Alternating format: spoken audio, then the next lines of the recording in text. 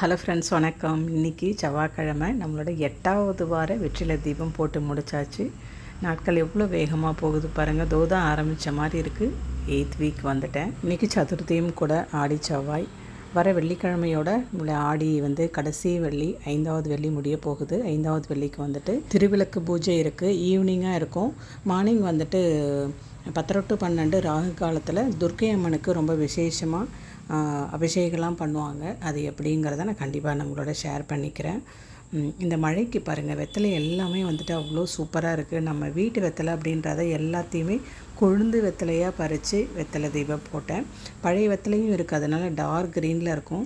இது எல்லாமே ஒரே மாதிரியாக இருக்கணுன்றதுக்காக நல்லா கொழுந்தாக இப்போ இந்த மழைக்கு துளிர்ந்துருக்கு. அந்த வெத்தலையை தான் எடுத்து தீபம் போட்டாச்சு. பூஜை பண்ணாலே மனசுக்கு சந்தோஷமாக இருக்கும். பிரசாதம்னு பார்த்திங்கன்னா, இன்றைக்கி செவ்வாழை முருகனுக்கு இந்த ரெட் கலரு பிரசாதம் வைக்கிறது ரொம்ப விசேஷமானது. அதனால் வீட்டில் செவ்வாழை வாங்கிட்டு இன்றைக்கி பிரசாதமாக வச்சு முடித்தாச்சு. அவ்வளோதான். ரொம்ப சிம்பிளான இன்றைக்கி நம்மளுடைய வேண்டுதலை நிறைவேற்றியாச்சு. கடவுள் சீக்கிரம் என்னுடைய வேண்டுதலை நிறைவேற்றி கொடுப்பாருன்றதை ரொம்ப ஆவலோடு காத்துக்கிட்டுருக்கேன். ஒரு பக்கம் பாசிட்டிவாக சில விஷயங்கள் நமக்காக நடக்குது.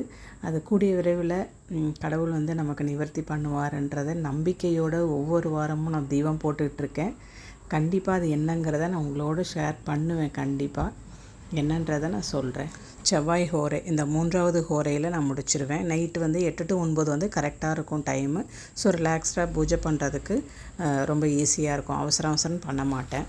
மீண்டும் ஒரு அடுத்த வீடியோவில் சந்திக்கலாம்.